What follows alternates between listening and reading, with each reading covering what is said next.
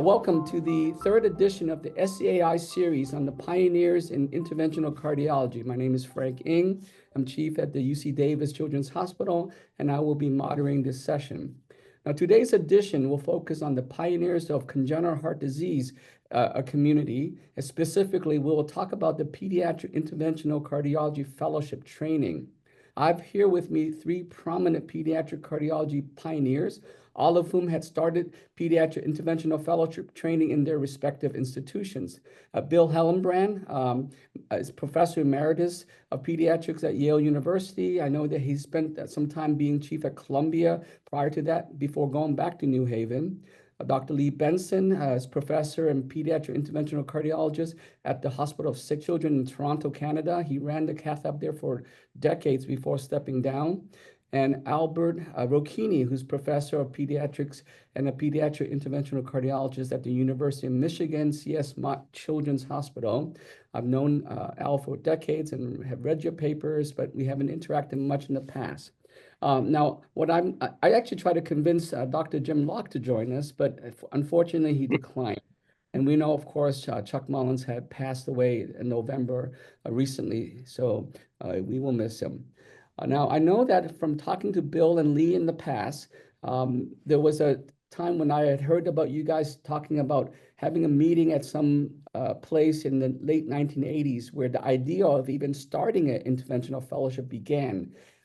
So I'd like to just have you tell us the history of that. Maybe I'll start with Bill and then to Lee and to Al. I remember getting together and realizing that we could no longer train people within a regular fellowship program. We talked among ourselves. Historically, it's very interesting. You sent your message around about 3 years of training and then going into a fellowship program. But I think when Al and I started, I'm not sure about Lee, pediatrics was 2 years and cardiology was 2 years fellowship. And it was only a 4 years worth of training. And the biggest problem we thought about when we went to start the training program was that we're going to add a 7th year now, where initially we trained at 4 years. And that was the biggest question we had.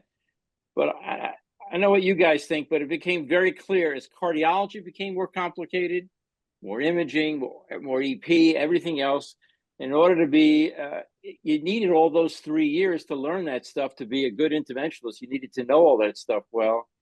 And with all the interventional stuff changing, we needed dedicated 12 months at least to train someone to go out there to learn how to start being an interventional cardiologist. That's how I remember it happening. And I think it happened at different time in different institutions. Yeah, I can remember at an old VACA registry meeting. Yes, so do I. When we were talking about writing up the various lesions from all the data, people kept talking about maybe there should be a way that we could pass on some of our experience and mistakes without having everybody else to reinvent the same wheel. I remember that somewhere in the late 80s, mid to late 80s. I remember those meetings as well.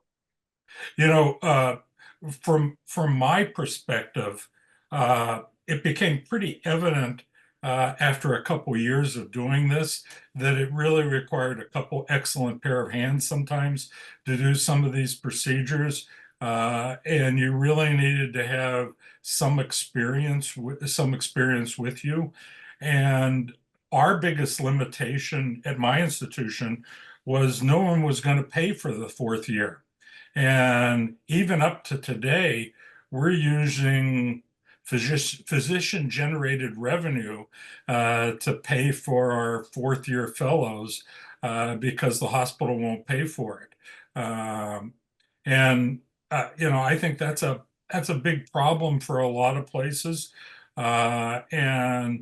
The adults have gotten by with it by having it require a specialized test and the whole thing to get certified. And so their programs are paid for, but in pediatrics, it's not paid for because it's not a GME supported program. It was a little bit different for me up here in Toronto. So my recollection was that, well, first of all, pediatrics was 3 years, and cardiology was an additional 2 years for the Canadian boards. And everybody was doing catheterization. I mean, Right. So when we started, when I took over the cath lab, primarily a diagnostic unit, I think it was in '83, we started doing these procedures because everybody else was doing them, and it was doing the dilatation of pulmonary valves and those things initially. And after we started to add on some more procedures, there developed an interest in some people say, but gee, I'd like to do catheterization as a career or do those kinds of things. And my first two fellows, one was had just finished his neonatology training in cardiology, and the second fellow was an adult cardiologist from Brazil. Those are the first two people that I trained. They were interested in doing catheterization.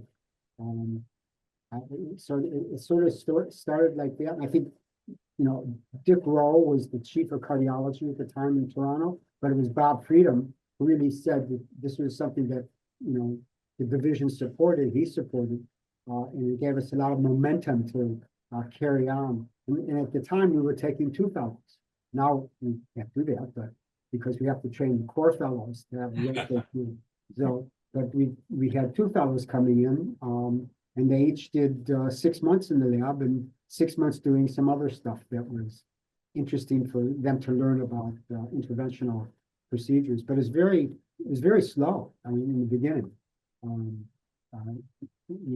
I think my recollection of the beginning was it was battleground. It was a fight because we were taking the same space as the surgeons, and it was a bit of a flog in the beginning to make sure that we were doing cases and that we weren't stepping on too many toes at the time. Well, Lee, at Michigan, I was required to get IRB approval to do these as an investigational thing, and I had to actually go to the IRB meeting a couple of times to justify that I was going to do this strange thing that no one had done very much before, and there was no data that suggested that it worked. And it really was necessary. I had to get this informed consent from these people from each of the procedures up until the mid to late 80s because of the way it was done at our institution. So it's interesting. When I went to Houston to do my fellowship, I think I was the 5th one.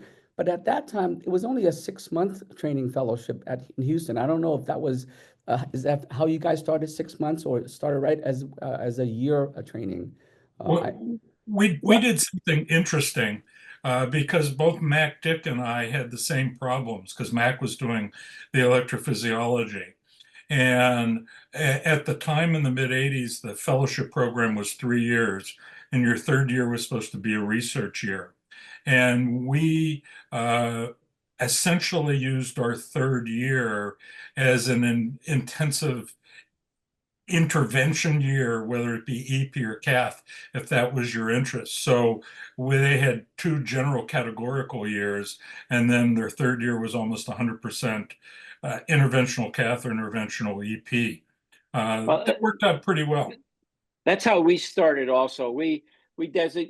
If someone was really interested in cath, we would designate the 3rd year. This is before we went to an extra year. And we did that for about 10 years before we moved on to the 4th year. A lot of reasons was financial. I mean, it was hard to find the money for that extra year. And plus, there wasn't as much intervention going on in the 80s as in the early 90s as there is now. It was much less complicated. So you could teach someone, be designated in their 3rd year, and still get the other fellows involved in most of the cases. As soon as it became really complicated and we expanded what we did, I think it was almost impossible to train somebody in those first regular years. 2 years in Toronto, 3 years here in the US. It was almost impossible to train someone. Yeah, I agree. And that's what really pushed us to do that. But it's still, just like you said, it's still a problem with money. I mean, for the fourth year fellow? We were Anywhere. very- We were very lucky in Toronto because the hospital supported, paid the salary of the fellow, the interventional fellow. That's great. Me in the cath lab. But I mean, the first problem that we had, as we were developing the program, was convincing the other staff cardiologists who had been doing balloon septostomies and diagnostic studies Yeah. not to come into the laboratory and not to do the procedures. And it took a while that we had a diagnostic program and an interventional program, and we still had staff cardiologists who were doing the diagnostic procedures. And, you know, some of them were still, you know, wanted to do a balloon dilatation. And I guess one day, I remember, you know, Bob Freedom said, well, I'm going to do this balloon dilatation on this child, and the child just went absolutely berserk. And there was, you know, no anesthesia, just what we call CM3. Yeah. Remember that stuff? So there, Yeah. a lot of things changed. Well, We started doing more complicated, more invasive, or more prolonged procedures. It was When I went to Columbia to run the cath lab in the 90s, the biggest problem was, as Lee said, we had about 6 people who were doing catheterizations, and everyone wanted to do a septostomy. And it took a full 2 years to sort of change the mentality of what we were trying to do. And everyone got eased out who wasn't doing intervention, but it was a slog to make it happen. yeah, when I came back to Michigan in the mid 90s to become the division director, one of the first things I did was I kicked everybody who hadn't had experience out of the cath lab to do interventional procedures. And there are a couple guys who still don't want to talk to me to this day because they were very upset. My goal was to convince them it was in their best interest not to do it anymore.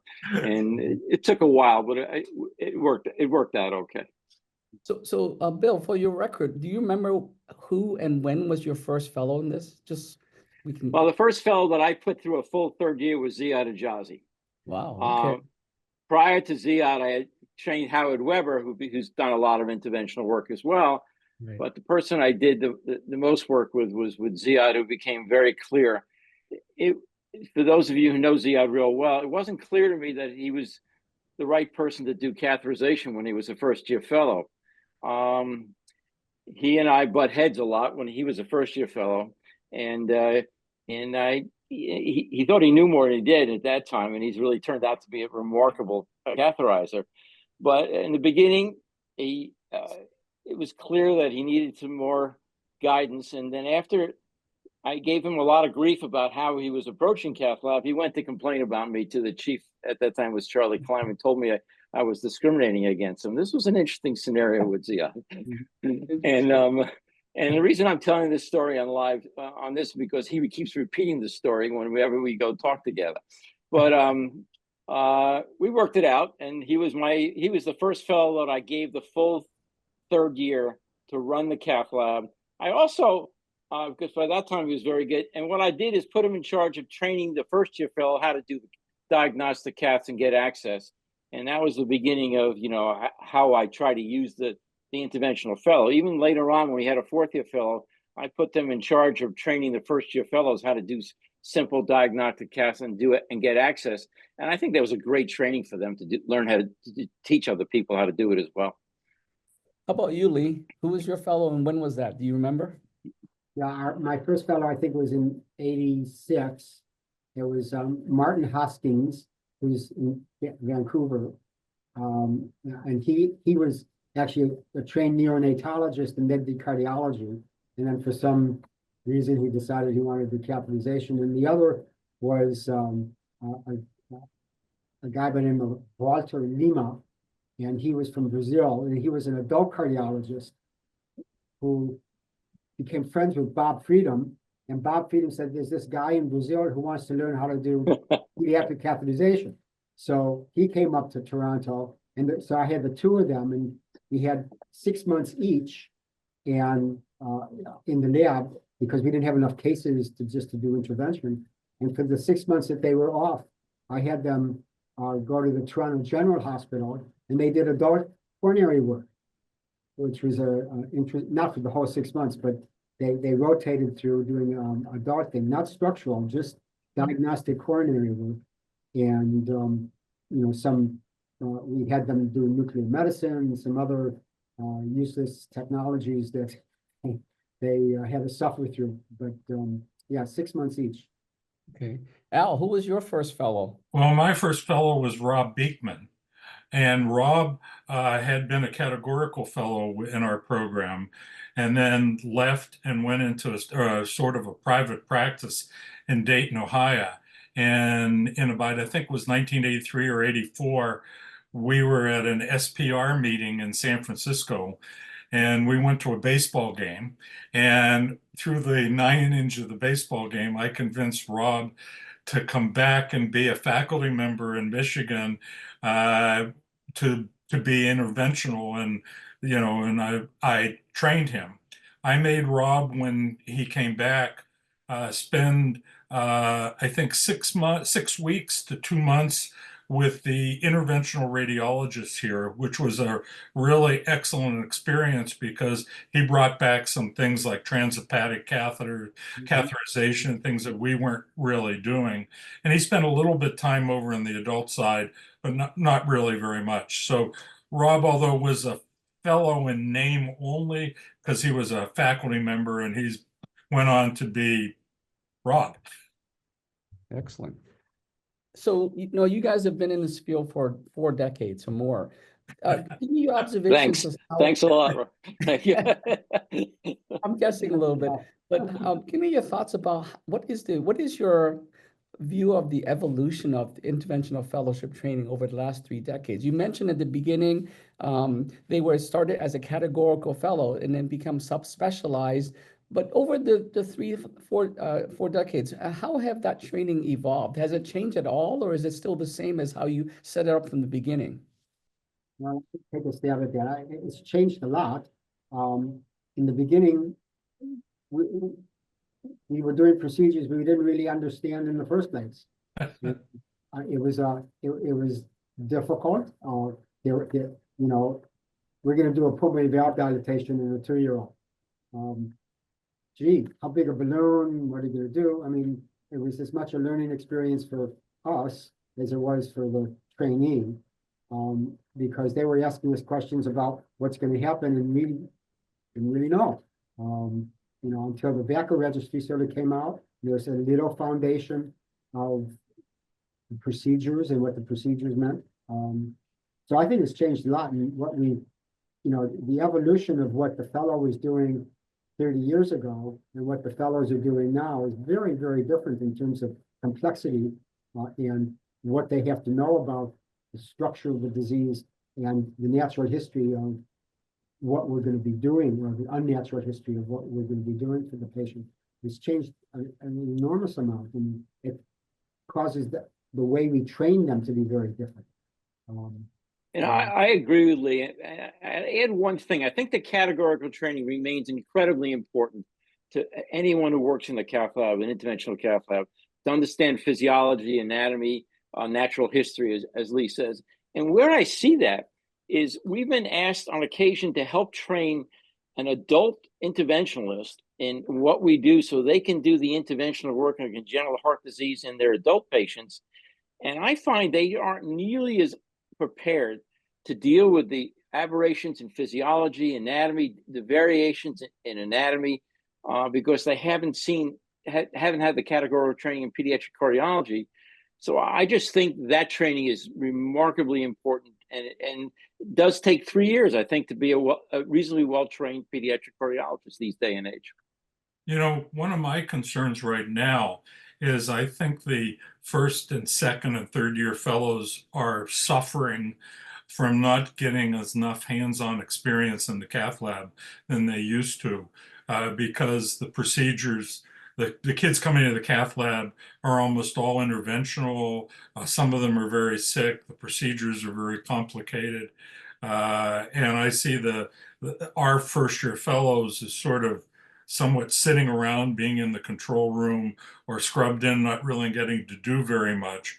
And I have had the same experience that you guys have had, where I've had first-year fellows who seemed like they had five hands and really didn't know what they were going to do, and I thought that they were never going to be doing anything. And then some light bulb went off somewhere towards the end of the first year, beginning of second year rotation, that they actually figured out what was going on. And a couple of them have actually become very, very, very good interventional cardiologists. And I'm worried we're going to lose those people with the way we're currently training people. I'm going to turn this a little bit and ask you guys, can you tell us a personal story from your early years that would surprise today's fellows, as well as what are you surprised by anything that the current fellows are doing now? I'm saying this story. Well, there's two things. First of all, I went through my entire pediatric cardiology training and never did a balloon septostomy. The first balloon septostomy I did, I was supervising somebody. So I was up the night before reading about it. But I do remember typical interventional cardiology. See one, teach one. Read about it, do it, and teach it. So, but I do remember, and I'll never forget this. I was a first year fellow in cardiology, and we were in the cath lab, and they were on diagnostic studies, and the staff cardiologists rarely came into the laboratory. So I started out this case, and we use these NIH catheters. I wish we had them now, but we were doing this NIH catheter, and I stuck it in, it got access, stuck it in the right atrium. And of course, the first thing you have to do is get in the SVC, right? Yep. I'm going at it, and going at it. It must be 10, 15 minutes. And then one of the nurses comes up to me and says, Dr. Benson, the patient had a glen. So that was my first experience with not having read the chart.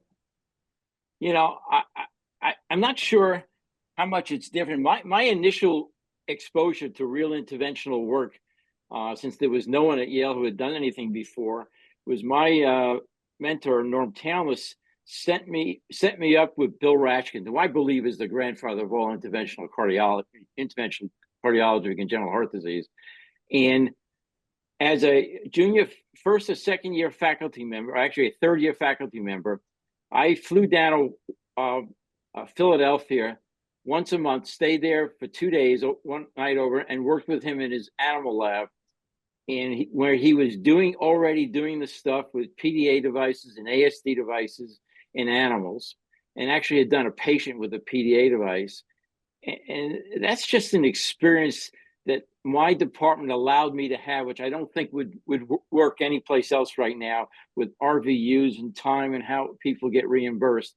But that was the most meaningful experience I ever had, working with Bill Rashkin for about 18 months. Once a month, I'd go and work with him, and it just stood with me. I think we all stand on his shoulders. For me, that was the most important part of my early work in interventional cardiology.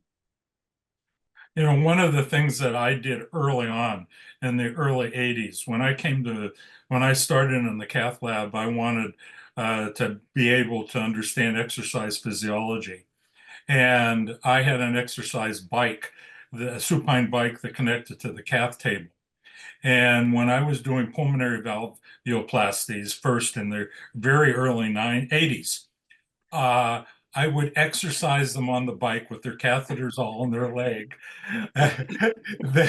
Then we would balloon their pulmonary valve and re-exercise them.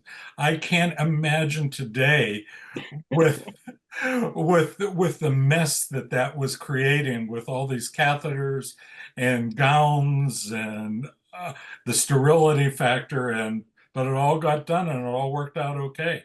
And it was really kind of a very unique and fun experience.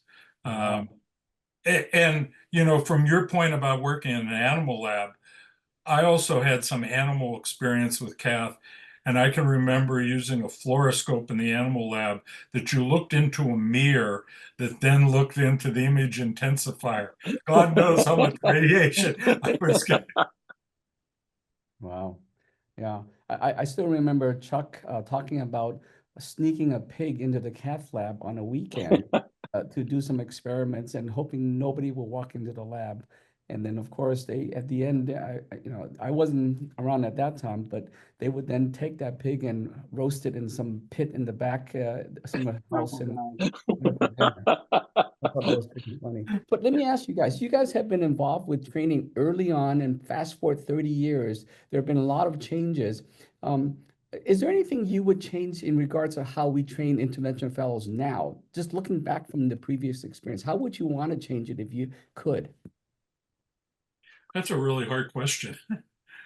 Yeah, I would. I don't know how I would make it any different than it is now. It is so intense. It is so complicated. I don't know how you teach that except just by doing it. I do encourage all the interventional fellows that I had more recently to always to go to the operating room and scrub with the surgeon, because I really think they learn their anatomy not by echo, and that, because we all learned anatomy from angiography, and it's not the same trying to take echo back to anatomy. You learn three-dimensional imaging. You learn three-dimensional anatomy from two-dimensional imaging, and you really got good at it after a while. But the only thing that I would do right now is either encourage everyone to go in the operating room and see what you're really doing, or some of the real-time 3D online imaging people need to understand better, because I think that's really changed a lot of what we do right now in the cath lab. Yeah, and I think it's a little shame now that angiography is not the way it used to be. And also the hemodynamics are not the way they used to be.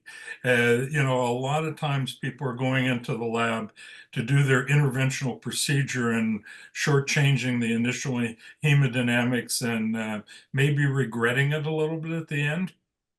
I absolutely agree with you, Al. You made me think of something. I now meet with the fellows once a week, and they present me cath data, cath procedures, and they just skip over the physiology and the hemodynamics, and sometimes they don't even get it. And I yell at the guys who are running the cath lab right now, but they really need to fall back on the basics of physiology and anatomy, and they don't really. And I wish they would do it better. I agree with both those sentiments. I also look at it in a little bit different way, because the teaching of what we do is actually a process over the year or 18 months of the fellowship. And, they come in with minimal skills. Minimal skills, really. I mean, here's, it's the inguinal ligament, not the crease in the groin. Yep. Worried about it. The way we do it, now, I don't know if I changed much, although I like your idea about going to the operating room, is, to slowly increase their responsibility of the technical aspect of the procedures, so that, they may not be putting a stent in the conduit in the first week, because they have to learn about other skills, technical skills, in order to survive in the unit. And it also depends on the fellow. I mean, some fellows are, easygoing, normal people. You can teach them, they understand. Some fellows are very difficult, and as we all know, and some of them work out and some of them don't work out in terms of their, their career choice. So, it's not that simple. The other part that's not that simple is the teacher. I found it very tough sometimes to let go and let the fellow do something that I couldn't undo. And it took me a long time to get them familiar. I mean, the thing that I was the most uncomfortable with was, remember when we were coiling ducks with those Gianturco coils? It was sort of like a Zen procedure because you had really very little control of that coil, but you sort of knew what you were doing. But to have somebody else operating that was very tough for me. It was the best way to teach fellows how to retrieve coils. Yeah. So, I think that's an interesting point because I think as a teacher, we have to be fairly comfortable in our own skin. And people say to me, how do you let the fellow do the procedure, even particularly when they're more complicated procedures? And you just have to, and it's us, ourselves, as an evolution of us as interventional mentors. That, I'm sure that there's people who run labs that have a fellowship program that find it very difficult to let the fellows do things at all. Right. And I sit back. I'm not saying that I'm wonderful at doing this, but I let the fellow do a preemie baby. If they've got, I think that they got the technical skills. Just okay, go ahead. I'm here, but you do the procedure. It's very difficult. Yeah, and I agree. It's a maturational part on ourselves. Because after a while you can tell pretty much what they can do, and you can feel there are some people there are some fellows that I had that even after 3 years I wouldn't let them do anything because they just were not capable, and somehow you learn that. I don't know how it is. I don't know how anyone teaches you that, but it's a tough thing. I always told the fellows that I had two patients when I was doing a cath, the patient and the fellow, because I couldn't let the fellow do something that produced a really bad outcome, could really wreck their entire psyche and career. And so I was really trying to manage two people at the same time. Wow. Yeah. So tell me, what are one of your most rewarding experiences in your early years? Well, I have one that you guys will laugh at a little bit. I in the early 80s had this idea of making a reversible pulmonary artery band using Vicryl type suture material for the band, and then when you didn't want it anymore, to balloon dilate it. And I got Ed Beauvais to band some puppies for me, and I did a series of 15 or 20, and by the time I had gotten it all down, bands went away. And then about in the early 90s, I had this patient who had a Fontan done at another institution, who was a heterotaxy. And they came in for a second opinion because of AVMs in the left lung. And the other institution was going to remove that lung. And I said, well, you can't do that to a Fontan. And so I got our surgeons to agree to take down the Fontan and do a two-ventricle repair, which they did. And then post-operatively, the patient was severely blue. I mean, had SATs in the 40s. And so I recathed the girl the night of the procedure and found out that when I balloon occluded the PA that had the AVMs, her SATs went up to 99. And so I talked my surgeon into doing a reversible band on that pulmonary artery. And then I later undid it and she's fine and the AVMs all went away. And that was an experience where I had a stupid lab experiment that I thought was going to be something that turned out to be nothing, that ended up turning out to be something for a totally different problem. Bill or Lee, any rewarding experiences in your early Well, years? the only one rewarding experiences for me really was working similar to Al, working on Bill Glenn's patients, because Bill Glenn was our surgeon here for many, many years. And he did Glenn's on everybody, including TETs, biventricular repairs. He would do Glenn's on everybody. I don't know what you guys' experience were, and then spending time with Bill when I was junior faculty, talking to him about how we could undo some of his Glenn's in some of these patients. And I talked to him. talking about how we could do it in the cath lab. And he fought me pretty hard.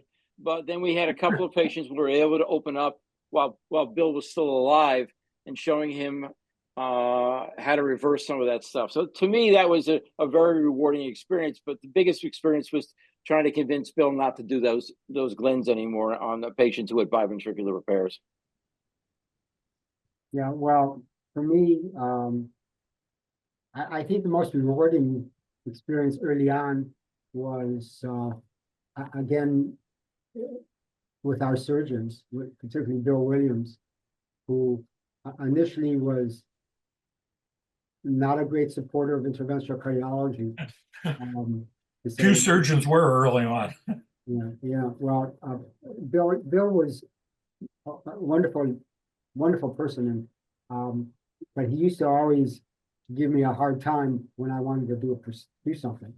And I remember he did a coarctation where he did an end-to-end repair, and he gave me the coarct, the segment that was he removed with the membrane, and I put a stent in it, and I gave it back to him, and he took a look at it and he said, "Oh my God, I should never have done this. This is the way to do this," because it was much better than the way he had done it in the operating room.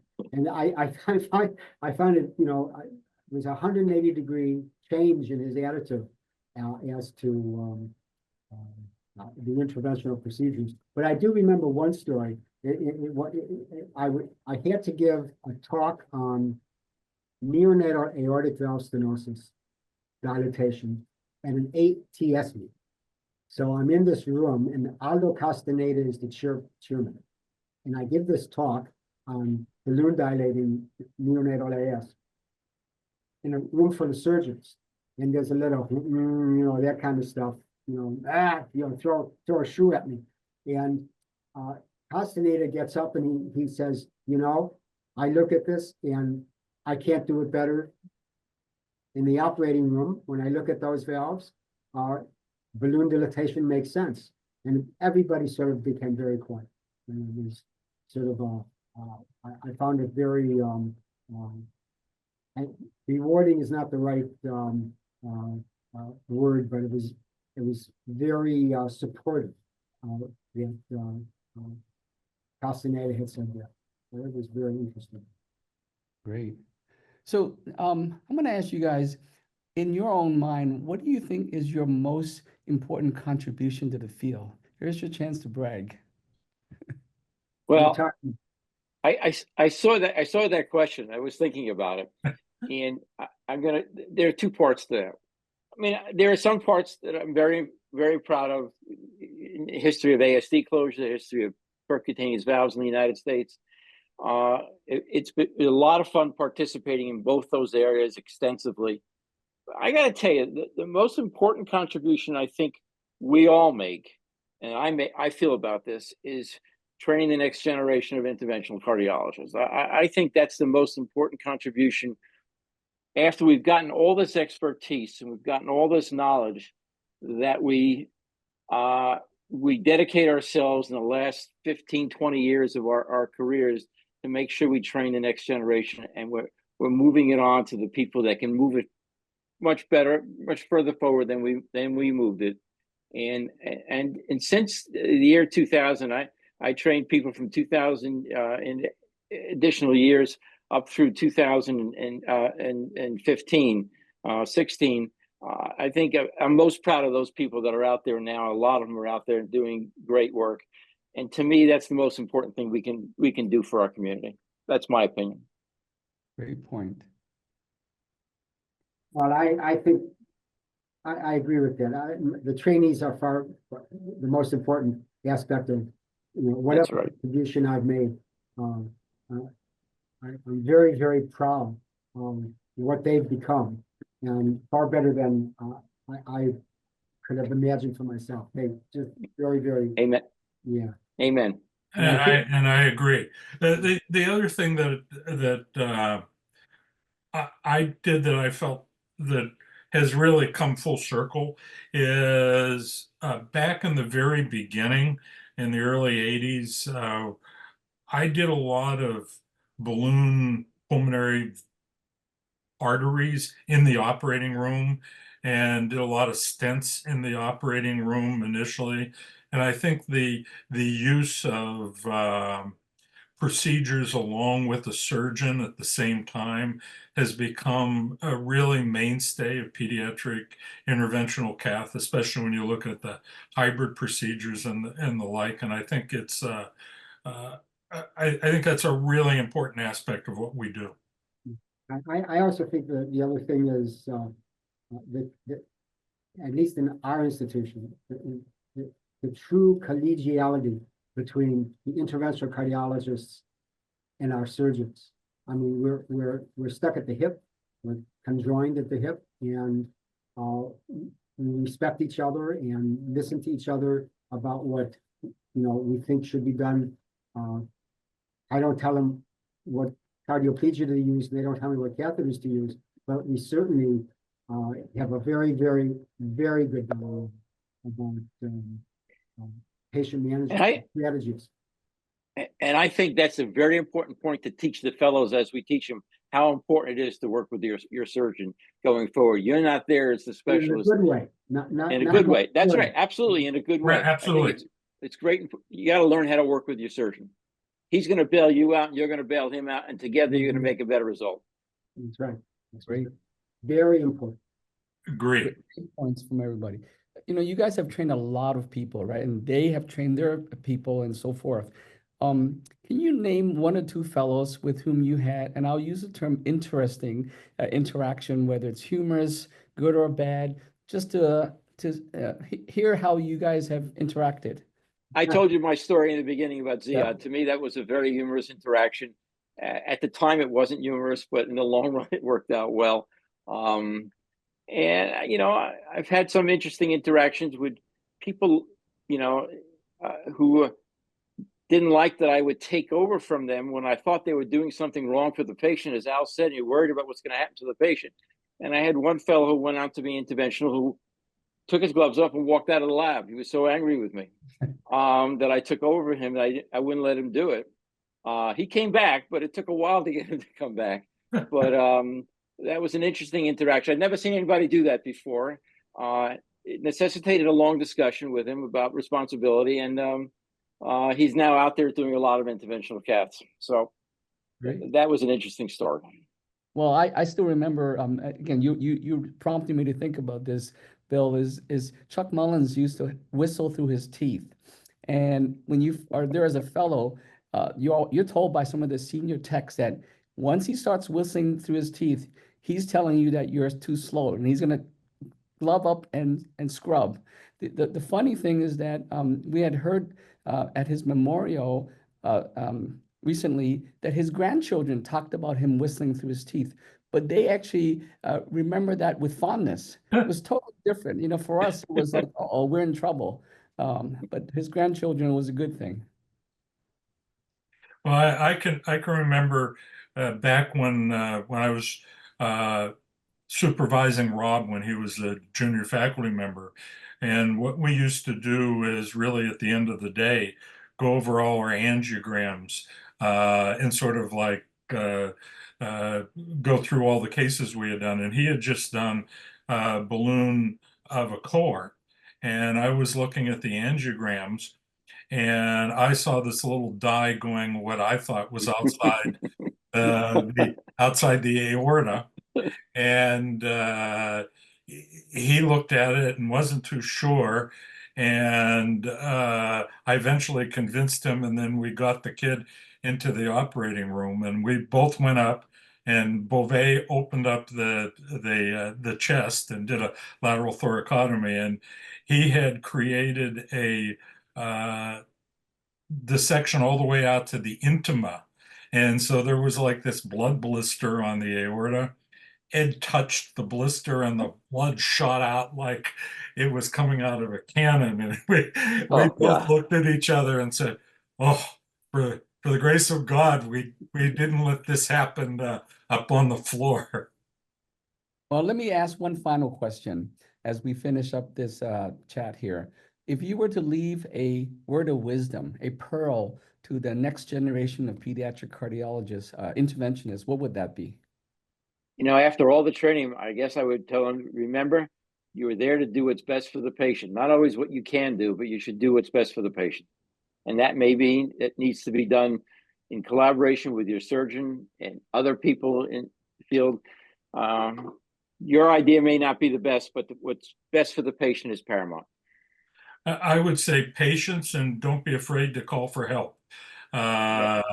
Because sometimes you need to bounce your idea off a second interventionalist or second person, or even need another pair of hands at the time. So don't be so proud that you don't call for help, and be patient. I tell the fellows the best way to get out of trouble is to stay out of trouble. Very good. I wish that was always possible. Yeah. I mean, the other thing I tell them is you're much better off being lucky than good. Absolutely. I had asked Chuck Mullins for a pearl after I graduate. You know what he said to me? He said, "Don't kill anybody in the first year." Yeah. Very right. He's right. That's right.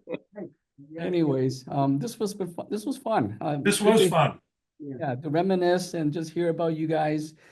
So I think we can end it here, but it was great. I'm so glad that this all worked out so well. Thank you for organizing this all. Yeah, thanks very much.